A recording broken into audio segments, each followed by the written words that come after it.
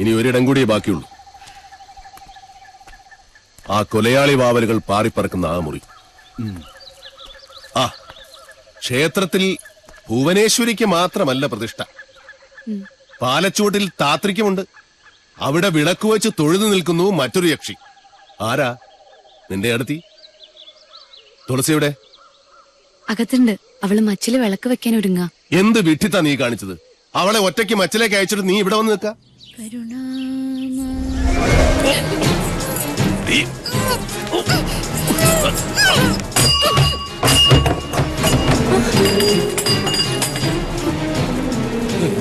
യക്ഷി പിടിച്ച് എല്ലാം കൂടെ ചെന്ന് കയറിക്കോട്. ഇന്ന് ഒരുമിച്ച് കൊലവിളി അടിയന്തരം കൊണ്ടാടാം.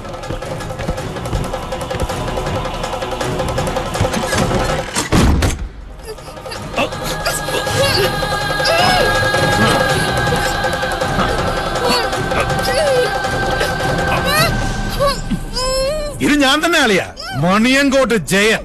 എന്നെയാണ് നിനക്ക് വേണ്ടതെങ്കിൽ ആ സാധുവിനെ വെറുതെ വിട്. മണിയങ്കോട്ട് ജയ. അതെടാ, ആദ്യ ഉഗ്രമൂർത്തിയായ നിന്നെ എനിക്ക് വേണ്ടത്. അത് കഴിഞ്ഞു മതി ഈ പുതിയ നെല്ലൂരമ്മനെ.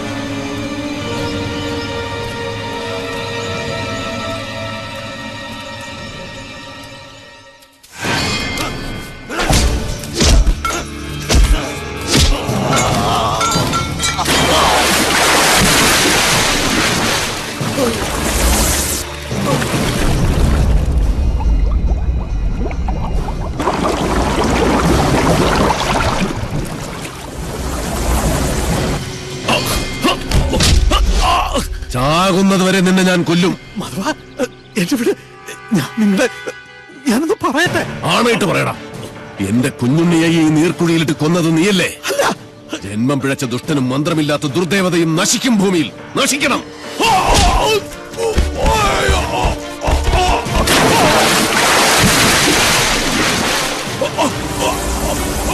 നീചൻ നീതിയുടെ ശാസനകൾ അനുസരിച്ചേ പറ്റൂ.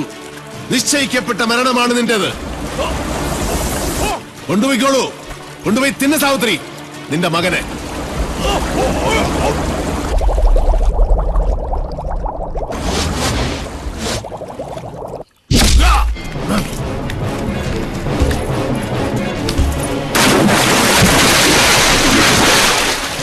നീ പോ മാധവ. നിന്റെ ശവവും കാത്ത് എന്റെ അച്ഛൻ ചെമ്പ്രപ്പുഴക്കരയിൽ കാത്തു നിൽപ്പുണ്ട്. ഓ മുങ്ങിച്ചാവ്.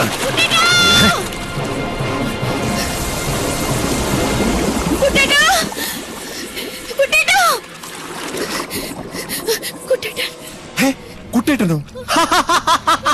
അവിടെ കാണും. അല്ലല്ല, അവിടെ അവിടെ അവിടെ അവിടെ. ഹേയ്, വടക്കിനി കാണും. വടക്കിനി അല്ല, തെക്കിനി തെക്കിനി തെക്കിനി. ഈ ഭൂഗോളം മുഴുവൻ പോയി തരേ. നെല്ലൂർ മനക്കലെ ഇല്ലത്തമ്മേ, തൃശൂലമേന്തിയ നിന്റെ കുട്ടേട്ടൻ മരിക്കാതിരിക്കണമായിരുന്നെങ്കിൽ അവൻ എന്റെ മുന്നിൽ വരാതിരിക്കണമായിരുന്നു. നാളെ രാവിലെ പുഴയിലിറങ്ങി തപ്പിയാ മതി. അപ്പോഴേ പൊങ്ങൂ ചത്ത ചണ്ടികൾ.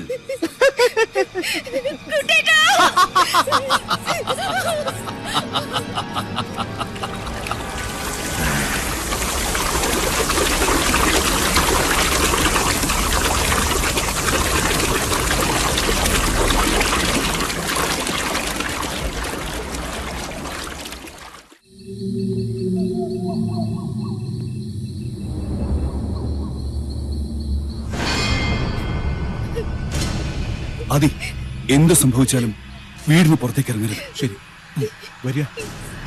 കുട്ടേട്ടാ, കുട്ടേട്ടാ,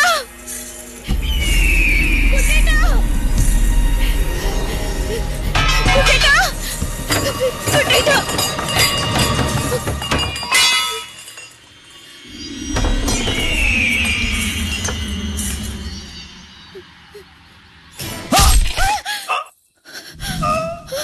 അതെ, അതെ,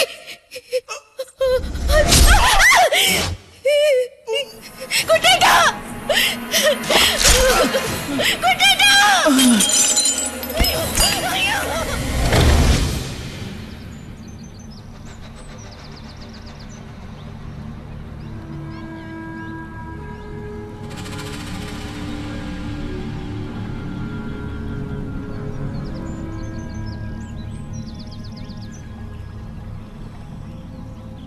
കൊച്ചമ്പ്രാൻ അംഗം ജയിച്ച് ഇപ്പൊ എത്തും തിരുമേനി. എന്നിട്ട് എവിടെയോ വിജയജ്യോതി?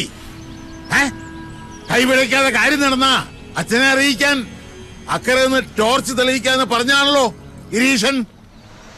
ഇക്കണ്ട നേരമായിട്ട് തെളിഞ്ഞില്ലേ ആ ജ്യോതി? അത് ഇപ്പൊ തെളി കണ്ടോളൂ.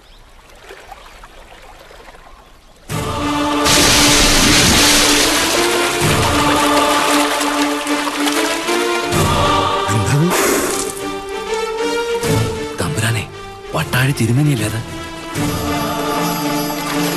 ആദ്യമായിട്ടാ നെല്ലൂർ കുളത്തിൽ വീണ ഒരാൾ ജീവനോടെ. തമ്പ്രാനെ,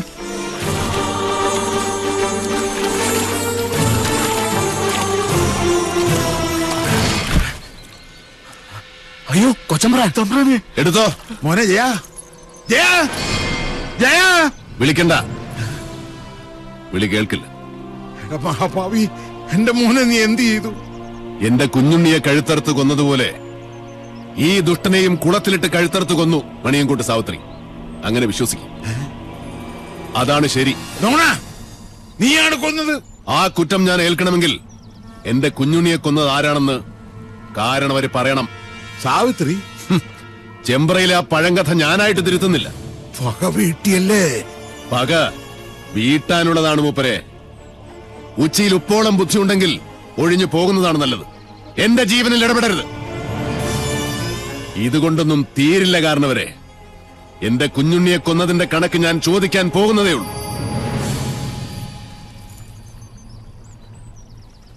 ഒളിയുദ്ധത്തിന് വന്നവരിൽ ഒരാൾ കൂടെ നാളെ പൊങ്ങും. ചൂണ്ടക്കാരൻ വാസു. അപ്പൊ വിഷാരിയോ?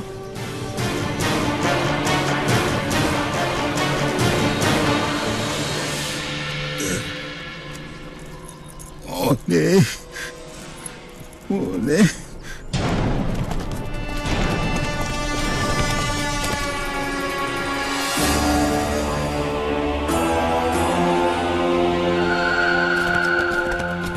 ഇന്നലെ രാത്രി താനോടുണ്ടായിരുന്നു. സർ, എന്തൊക്കെയാണോ തന്റെ ലിമിറ്റിൽ നടക്കുന്നത്? സർ, മണിയൻകൂട്ടുകാർ പറയും പോലെ ഇത് പണ്ടേ അടിച്ച് നാമാവശേഷം കണ്ട കാലം കഴിഞ്ഞു. പക്ഷെ സമ്മതിക്കത്തില്ല. എവിടോ തന്റെ വാസ്തുശില്പി? അകത്തുണ്ട്. സാറേ, ഇവനൊരു മുഷ്കന. ഞാൻ നേരത്തെ ചോദിച്ചപ്പോ ഭജനയിലോ ഭണ്ഡാരത്തിൽ ഇരിക്കുകയാണെന്ന ഈ കയ്യാളം പറഞ്ഞത്. ആദ്യം സാക്ഷി വിസ്താരം, പിന്നെ മതിയോടോ ഗുരുമുഖ ദർശനം. വാ അഗസ്റ്റിൻ, ഈ പട്ടേരി പയ്യനെ കൊണ്ടുപോ. സ്വാമി വാ. കരയണ്ട. ഇന്നലെ എന്താ ഇവിടെ സംഭവിച്ച കുട്ടിയെ? സത്യത്തിൽ ആർക്കാ കൈപ്പഴ പറ്റിയത്? രണ്ടാം സാക്ഷി മിത്ര കൊച്ചമ്മ എവിടെ? വെളുക്കുമ്പോ തന്നെ കുട്ടിയുടെ മിത്രടുത്തി വീട്ടിലേക്ക് പറഞ്ഞു വിട്ടു. അനിയന്റെ കണ്ണിലുണ്ണിയെ ഞങ്ങൾക്ക് വിട്ടുതന്ന് വീട്ടുകാരിയെ സേഫാക്കി വിട്ടുവെന്ന് നാട്ടുകാരിനി പറയും. അരുതാത്തൊന്നും പറയരുതേ. ഏട്ടത്തിക്ക് വിഷമം കൂടിയിട്ടാ പോയത്. മുതുകിൽ മാത്രമല്ല തലയ്ക്കും കുത്തിയിട്ടുണ്ട്, വലതു ചെവിയുടെ ഭാഗത്ത്. പിന്നിന്ന് മാത്രമല്ല കുത്തി വീഴ്ത്തിയത് അല്ലേ?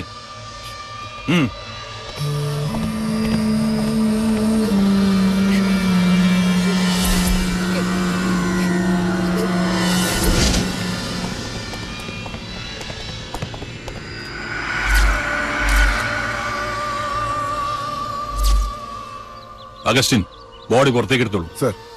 കാര്യങ്ങൾക്കൊക്കെ ക്ലാരിറ്റി ആവുന്നത് വരെ സംഗതികളൊന്നും സിമ്പിളായി എടുക്കണ്ട. Yes sir.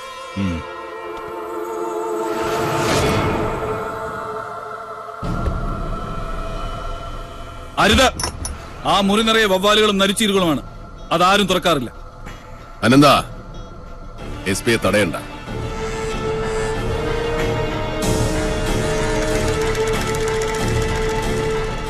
Mister S P, Nellore മനയിൽ ഒരു ശവം കൂടെ വീണ് കിടപ്പുണ്ട്.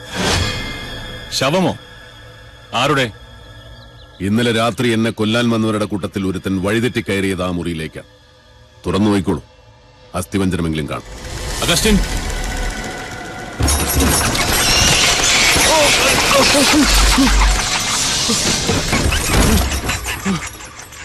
ജീവിക്കാൻ അർഹതയില്ലാത്തവരെ ആർക്കും രക്ഷിക്കാൻ കഴിയില്ല. നീചന്മാരുടെ മരണത്തിൽ സജ്ജനങ്ങൾ ദുഃഖിക്കാറില്ല.